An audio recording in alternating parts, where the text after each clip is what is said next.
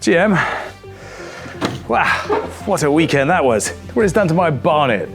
Now, while the broader market continues to fake and break, crushing the will of retail minnows everywhere as Bitcoin goes up, and then it comes down. The NFT space continues to provide us with juicy morsels to feast on, but some, like Micah Johnson's Akutars, were more likely to cause indigestion this weekend. Nonetheless, 3 of the most anticipated events on the NFT calendar finally exploded into life. The RTFKT Monoliths finally revealed Nike's first NFT sneaker. YugaLabs gave us a hard date for their metaverse, the Otherside. And Micah's spaceboy spectacularly failed to launch. Intrigued? Well, give us a hot second here to collect our thoughts, snag some coffee, and we'll be right back. Earn up to 30% APR on your stablecoins with USDB. USDB is a decentralized algorithmic stablecoin that bridges the world of DeFi and TradFi.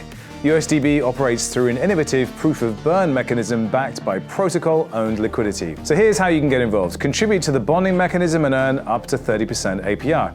Or become a single-sided staker and earn 20% APR with no lockups and no worries about impermanent loss. USDB is available on Phantom, Avalanche, Ethereum, Polygon, and BSC. To benefit from early yields and extra incentives, head over to usdbalance.com. All right, so let's start with the big one. Bored Ape Yacht Club, well, let's be honest, it's truly an outlier. It's a project that has defied critics and naysayers to become the breakout success story of 2021. Success it has maintained through 2022, at least appearances-wise anyway. But let's not forget, it's only a year old. Now, the vast majority of projects that see this level of early hype, and I'm talking about cryptocurrencies and altcoins, everything, they fail to sustain it. But Bored Apes has provided an object lesson in how to scale a Web3 project, albeit like a Web 2 one, because, let's be honest, this is now very much a VC-guided missile, $450 million worth of Andreessen Horowitz Silicon Valley smugness. It looks obvious now, but nobody saw it coming, and my timeline is awash with cope stories from those who simply flipped early and then watched the apes rise to a floor of, today, 137 ETH. Let that sink in. Mint price, 0.08 ETH. Now, 137 ETH, and none of it makes any sense. But there, we have mutants at 37, and even the doggies have risen to 11 ETH. So what do you do with $450 million? Well, you build a metaverse. Oh gosh, I hear you saying, not another one. Well, Yuga's is called the Otherside, or the Yugaverse, depending on who you believe on their website, and they released a snazzy trailer for it a month or so back, including some other popular NFT IP like Cool Cats, Meebits, World of Women, Cryptodes, and Nouns.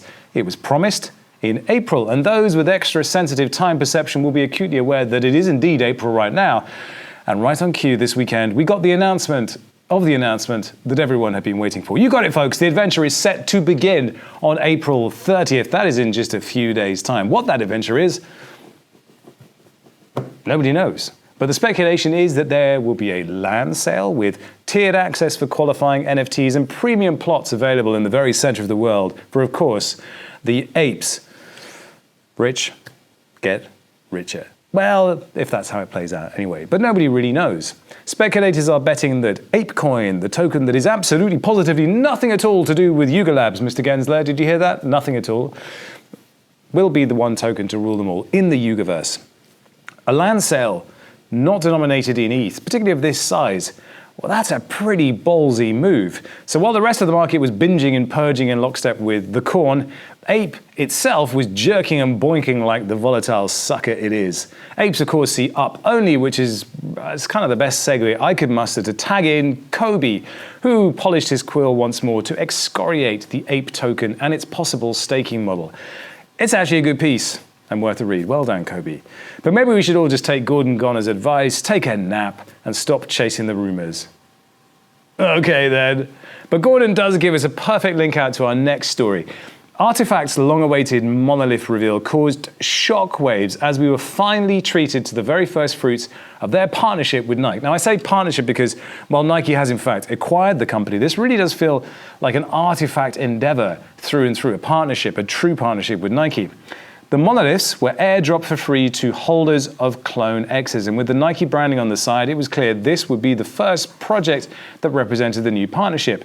The thing is, nobody knew what was inside. I suspect Artifact were a long way from delivering it, but 4 months and numerous puzzles later, we have our answer. They are digital sneakers called Crypto Kicks. Now, whether you think it's a good idea to buy digital shoes or not, this is what they are.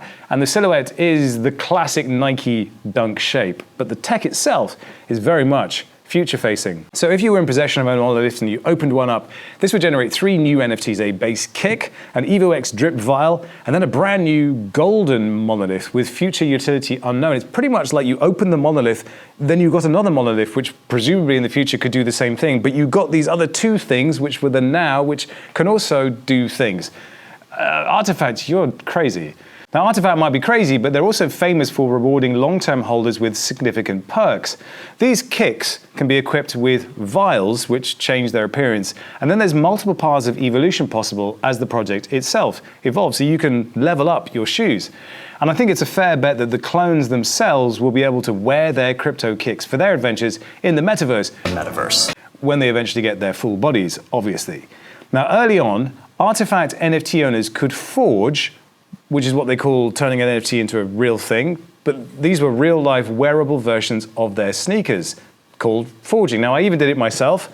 They sort of look like Nikes, but they're not. So this is, this is a set of shoes that I forged from the Jeff Staple collection. There they are. That's an NFT, and it's kind of reminiscent of Nikes, right? But they're not. Now the question is, will we be able to do the same thing, take these digital NFTs and turn them into real wearable sneakers? Well, it kind of looks like we will.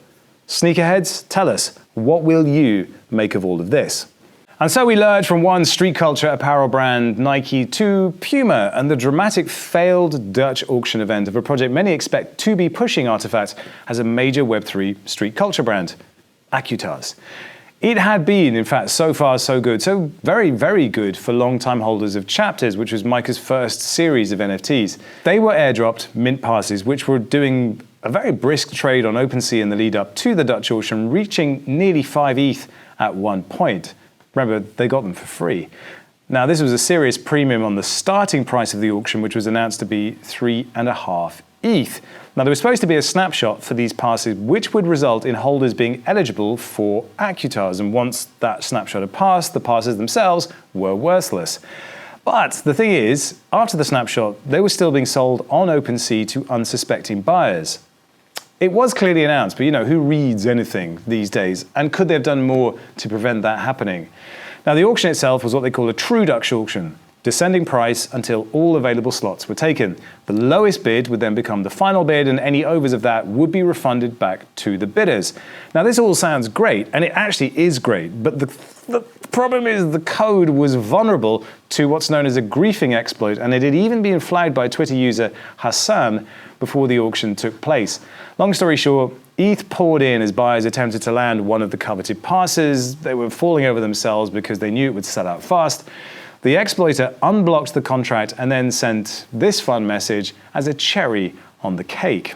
But I'm sorry to say, worse was to come. Due to another exploit in the code, all the acquired ETH, which is around $34 million, is now stuck and cannot be withdrawn forever. $34 million gone. Now, the thread from 0x Inurashi is well worth a read here because it details the whole thing, and it's oh God. It's not great. So, dodgy code, and then a blasé attitude when it was flagged, and then egg, meat face. So the Akutars developers are now auditing a new deployment of the Mint Pass fulfillment contract using external devs. I think one of them is from the Anonymized team, just to make sure that the whole process is extremely visible and extremely tight. Tight like a tiger. This one has to sting. So many good intentions gone awry, which, yes, let's be honest, could have been avoided. Now, Micah seems like a genuinely good bloke, but you got to get this stuff right. Now, he has promised to honor the refunds out of the chapter's treasury, and they will now have to rely on secondary sales, I think, to bootstrap their development. At least for now. They probably had a whole bunch of stuff lined up $34 million. They could have done a lot with it, but now what will they do? With legendary brands like Puma, Billionaire Boys Club, Paper Planes, and Upscale Vandal already partnered, now they have a great shot and a great future ahead of them. But this was a bitter hiccup in what had up till now been one of the most wholesome NFT stories around, and it just goes to show how important it is to audit your code. That's all for today. Please stay safe out there, mint responsibly, and don't buy those Akutar mint passes. They're absolutely 100% worthless. Peace out.